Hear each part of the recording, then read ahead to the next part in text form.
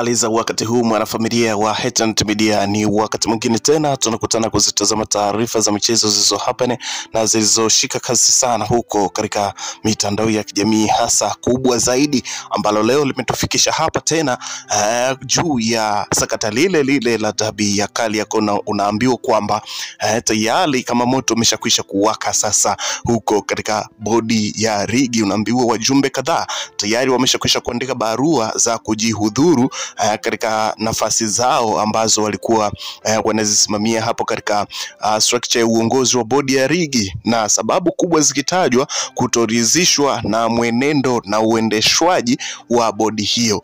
Bana, kabla hatujaitazama taarifa hii kwa undani kabisa, nikukaribisha tu kwa wewe ambaye ndo kwanza unajiunga nasi. Hii hapa ni H&T Media ambaye inakuletea taarifa za michezo, lakini pia kama huja subscribe hakikisha kwamba unabonyeza maandishi ambayo yameandikwa subscribe hapo chini ya video. Lakini pia usisahau ku comment na kushare kwa watu wengine ili waweze kujua kuwa chimbo la michezo ni moja tu lilobaki ni H&T Media. Lakini kama wewe ndo umeshakwisha kusubscribe, basi nikwambie ni wakati wako sasa kuhakikisha una drop comment yako hapo ili tuweze kwenda sawa kunako anga la michezo hapa Tanzania.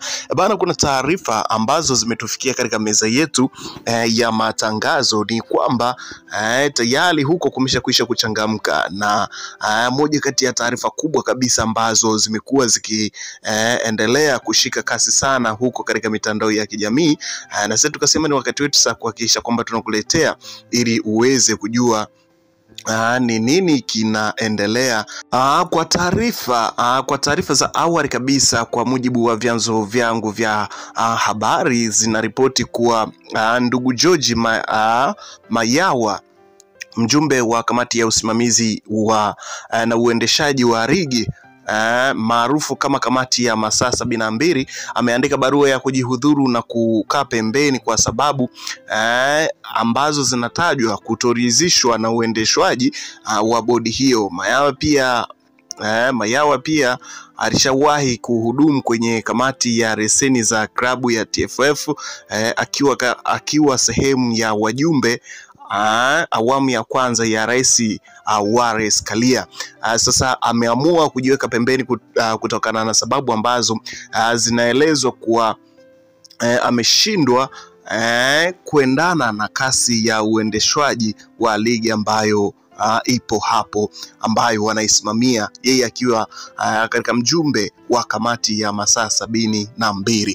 Moja kati ya demand kubwa ambayo Young Africans wanahitaji ni kuhakikisha kwamba baadhi ya viongozi wanajihudhuru na kuachia nafasi zao katika ligi kuu ya Tanzania bara, kama jinsi ambavyo wao walivyosema kwamba wanahitaji kuona viongozi kadha wa kadha wanajihudhuru na kuachia ngazi katika uongozi huo wa bodi ya ligi.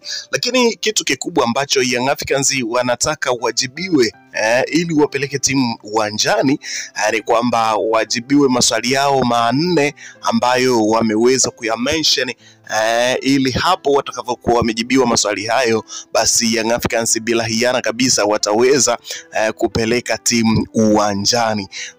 Moja kati ya taarifa kubwa ambayo kwa sasa inaendelea kushika kasi siku hadi siku, na unaona kabisa kwamba tayari kumeshakwisha kuchangamka.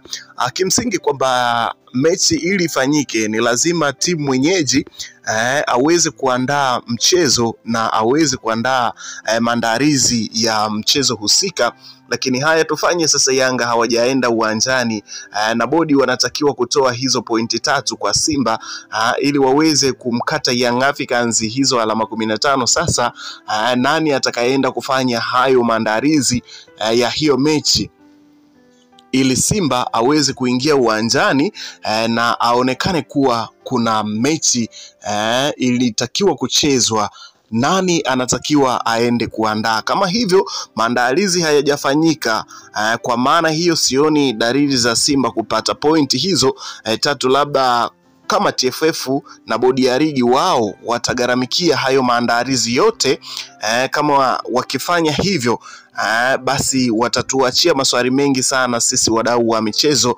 Kwa nini wafanye maandalizi na wako na agenda gani nyuma ya hili kuhusu Young Africans? Kiufupi, mazingira ni magumu mno kwenye huu mchezo kuna mitego mingi sana imewekwa hapo katikati. Ikumbuke katika siku za hivi karibuni tumeona pia mgomo kama huu kati ya mechi ya Al Ahly na Zamalek, lakini Al Ahly walikuwa ni kama wenyeji wa mchezo na waliweza kufanya maandalizi yote kuelekea kwa mchezo huo, lakini hapa sasa inakuwa tofauti kutokana na kwamba Young Africans tayari ameshakwisha kupeleka taarifa kwa bodi ya ligi kwamba hatakuwa sehemu ya mchezo huo, na taarifa hizo wanazo. Kwa hiyo hakuna maandalizi yoyote yanayofanyika juu ya mchezo huu.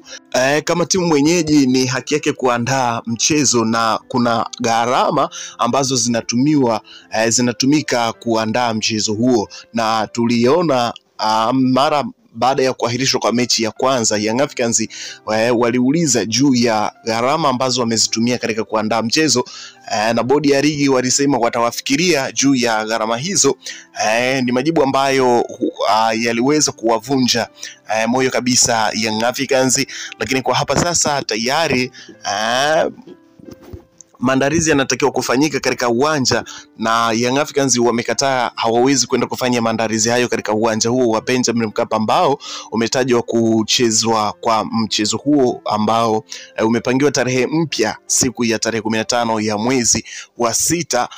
Mchezo huo ambao ulikuwa unatajwa kwenda kuchezwa katika uwanja huo, lakini Young Africans wamejivua kwamba hawatakuwa sehemu ya mchezo huo na hakuna maandalizi yoyote ambayo yanafanywa na klabu ya Young Africans, licha ya Karim Boimanda, afisa habari wa TFF, licha ya kusema kwamba Young Africans wanaendelea na maandalizi yote ya mchezo huo, kitu ambacho kilikanushwa vikali mno na afisa habari wa klabu ya Young Africans Ali Shabani Kamwe. Baada ya kufanyiwa mahojiano na waandishi wa habari, aliweza kukanusha kauli hizo kwamba wao hawako sehemu ya mchezo huo na wala hakuna maandalizi yoyote ambayo yanafanywa na kikosi hiko cha Young Africans ambacho kimsingi kilitakiwa kwenda kushiriki mchezo huo wa namba 184, mchezo ambao ulitajwa kuchezwa tarehe 15 ya mwezi wa 6. Awali ilikuwa ni tarehe 8 ya mwezi wa 3, mechi ikaahirishwa kutokana na sintofahamu zilizotokea.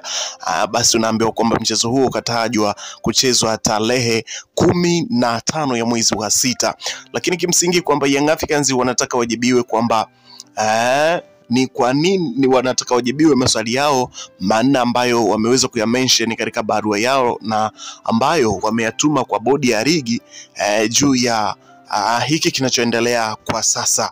Moja kati ya maswali hayo wanauliza kwamba ni kwa nini Simba Sports Club hakuleta timu uwanjani siku ya tarehe 8, lakini pia wamehoji kwamba uwanja wa Benjamin Mkapa ni mali ya serikali, sio mali ya Yanga wala mali ya Simba. Je, ni akina nani waliowazuia Simba kufanya mazoezi siku ya tarehe 7 ya mwezi wa 3, kama jinsi ambavyo Simba wao walisema waliowazuia ni Young Africans? Sasa Young Africans wameweza kuuliza kwamba ni akina nani waliowazuia kufanya mazoezi kutokana kwamba uwanja huo sio mali ya klabu ya Young Africans ama klabu ya Simba, ni mali ya serikali. Kwa hiyo Young Africans wanataka wajibiwe ni akina nani waliowazuia Simba kwenda kufanya mazoezi siku ya tarehe 7, siku moja kabla ya mchezo, kama jinsi ambavyo ilivyoainishwa. Lakini pia Young Africans wanataka wajibiwe kwamba ni hatua gani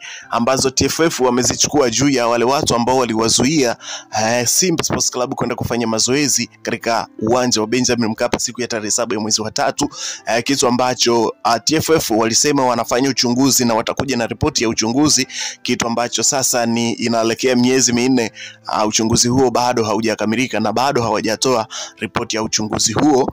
Lakini swali la mwisho kabisa ambalo Young Africans wanatakiwa wajibiwe ni kwamba ni kwa nini kamati imepanga tarehe mpya bila kuwaita Simba na Yanga katika meza ya mazungumzo na kujadili sintofahamu zilizotokea katika mchezo huu.